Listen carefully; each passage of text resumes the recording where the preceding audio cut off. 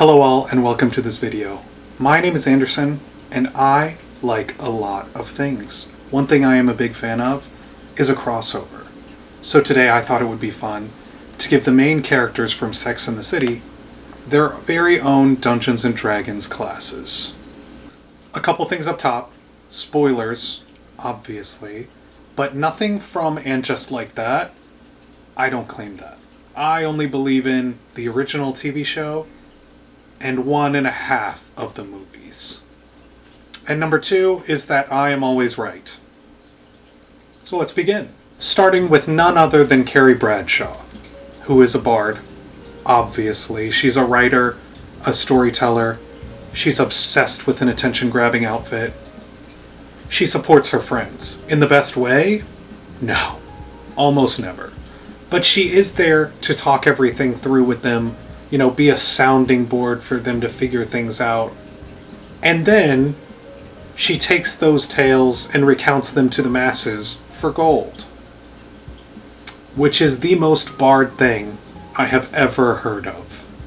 Carrie is definitely a charisma-based character. She has got to be, in order for her to have dug herself out of some of the insane situations she has found herself in. She definitely has a bonus to persuasion and also friends as a cantrip. And speaking of getting out of situations, I also think she has the luck feat. Fate has for sure intervened in this woman's life. Now because of this, I am thinking that both College of Lore and College of Eloquence works in this scenario. I think College of Lore makes more sense in the earlier seasons, when we see her interviewing not only friends and acquaintances, but also presumably strangers on the street. And then College of Eloquence, I think, makes more sense, like when she's working for Vogue, and she's convincing Enid, her tough-as-nails editor, that she is responsible and capable of doing this job. Next is Miranda Hobbs, whose main stat is for sure intelligence. She's educated, she's witty, she's well-read, all things I assume you have to be in order to pass the bar. Also, I think we can assume she has a lower constitution score, as evidence of the scenes where she throws her back out just getting out of the shower, or almost chokes to death in her apartment on a piece of broccoli. It's not giving very dexterous. And that's also not shade. The exact same thing almost happened to me, except it was a grape. And that's true. I can confidently say that Miranda Hobbs is a wizard. Now I think the more interesting conversation is her subclass, and I am thinking School of Abjuration, because we often see her coming to the aid of her friends, mostly Carrie, in a defensive or shielding type way. Like when Carrie gets robbed for her shoes, or almost gets arrested for smoking weed, Miranda shows up and is like, "Hey, I am her lawyer. You can speak to me." It's also not lost to me that basically her whole thing with Steve is him just saying, "Miranda, your walls, they're so high and impenetrable." Almost as if she's warded. Samantha Jones is up next, and I have thought long and hard about this one, and I have come to believe that she is a paladin. Let me make my case. Samantha definitely has a high charisma score. She is a beautiful and charming woman who is not afraid to go after what or whomever she wants. And while we do see her actively charm and seduce people, I think we witness her success, especially in her career, mostly through her just flat out asking for what she wants. And in this universe, people are not fist fighting or swinging big swords. So if we roughly translate the strength stat into something that makes more sense into this world, I think it would read as courage. And Samantha Jones is arguably one of the most courageous characters in the show. Also, sticking with our translation, if Samantha were to attack someone, she's a master of PR. She is capable of an intense amount of damage. Perhaps a divine smite amount of damage. We also know Samantha Jones to be incredibly loyal to her friends, coming to their aid regularly, maybe in such a way of healing them, lay on hands. It's not that far a stretch. My main point is this. Samantha is devoted to her lifestyle above all else. We see her suggesting her ways to her friends and acquaintances often, but she does not force her lifestyle onto anyone because she is so secure in her own path. Even going as far as to break up with Smith Jerrod, whom she admittedly loved very much, just not more than her lifestyle. So I submit this. Samantha Jones is a paladin who has sworn her oath to some sort of deity of debauchery or pleasure. Maybe something in the Feywild. That reads freaky to me for sure. Last but not least of the main four, we have Charlotte York, who was a tough one for me to figure out, because she is hopeful and optimistic, but not dumb or naive.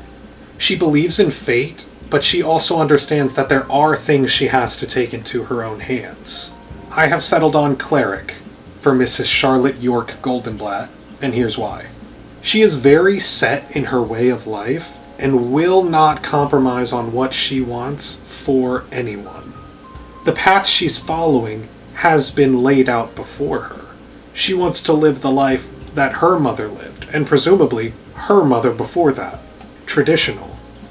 But she also doesn't deem to know exactly when or with whom that will happen. So she goes into every date hopeful, and every encounter optimistic that fate may intervene and it may come her time. Some could say she's waiting for divine intervention. She is also the only one I think we see interacting with religion in a way that is genuine, like when she converts to Judaism to marry Harry. Now, what I really struggled with here for Mrs. York Goldenblatt was subclass. I was thinking life domain cleric because she does have an appreciation for art and beauty, but ultimately I think she is not a healer. Even though there was kind of like a one-off, it wasn't a plot, it was more like a joke where she claims she's going to cure AIDS or something like that. But ultimately I think Charlotte is an order domain cleric. She does believe in a social hierarchy. She's a wasp who is incredibly well off. It is what it is. Now, for obvious reasons, I did not sort every single named character in this show. We'd be here all day. So the rest I have are notable friends or partners, and I thought it'd be fun to do a speed run. Big. Mr. Big is definitely a charisma-based character. His charm and wit is the only thing that ever redeems him. He also causes an ungodly amount of psychic damage on both Carrie and Natasha. And being so successful in finance has led me to believe that he has sold his soul. Yes, Mr. John Preston Big is a warlock with a fiend patron.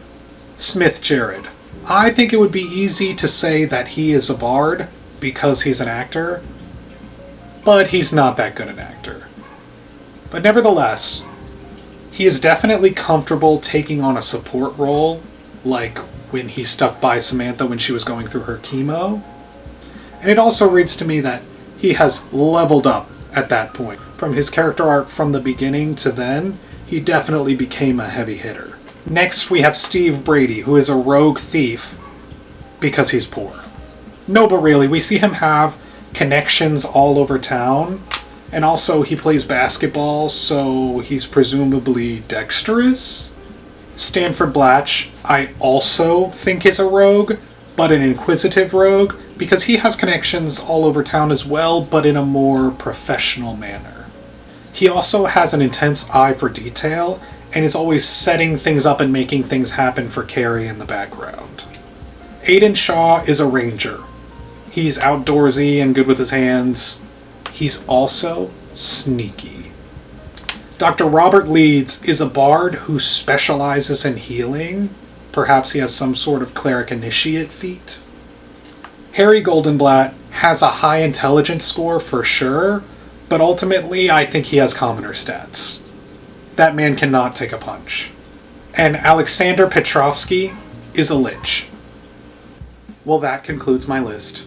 Let me know if you liked it and if you agree with me, and if you don't, I give you permission to start a fight in the comments. Thank you for watching.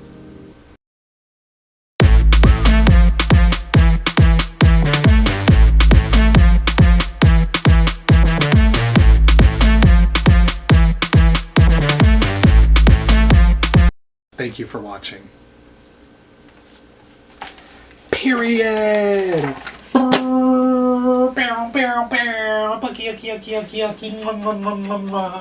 Miss Claudia,